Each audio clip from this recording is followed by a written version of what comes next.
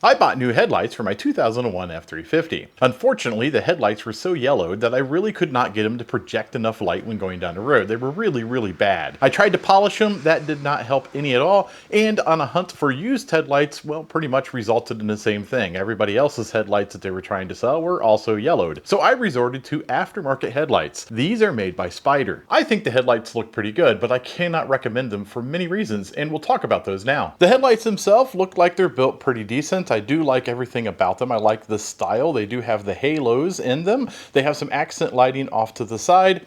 Other than that, they're just kind of a nice looking headlight. They're a little more modern than what this truck would have had, and I'm okay with that. And taking a look underneath the caps from the backside, you can see it uses standard light bulbs, and I'm totally okay with that as well. The halo wiring and the 3-axis LEDs off to the side are independently wired.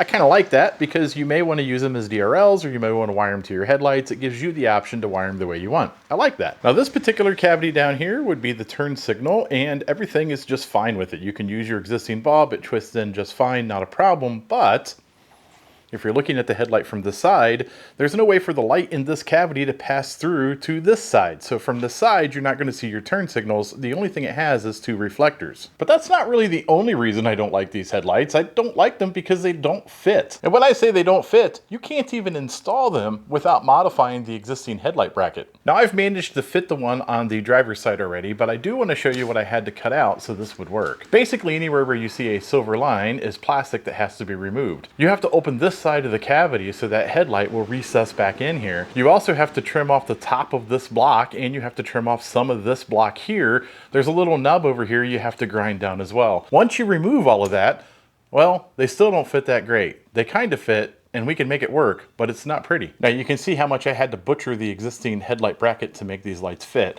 All of this had to be cut out. Even this little nub I had to cut off, and now the headlight simply kind of fits. Not perfect, but it does kind of fit. And I gotta say, it looks okay after you do all these modifications to make it fit, but there's still other issues that we have to address. There are originally 2 screws that hold the bottom of the headlight assembly in place, and there are about a 1/4 of an inch gap on this one, and a little over a 1/2 inch gap on this one. We'll have to make some shims. They'll be fine.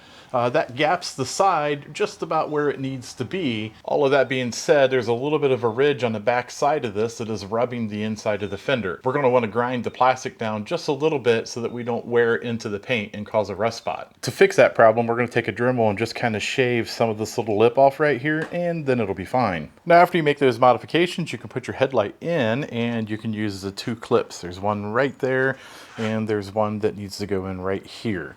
Those are just standard Ford headlight clips that holds them in, and then you can adjust them for the pitch and the tilt. And you have to come up with some type of shims for the bottom of the screws on these headlight buckets. Now once you modify them and you get them mounted, they appear to be okay. They don't really line up perfectly, but they're acceptable at this point. And this is with the regular headlights on, the high beams.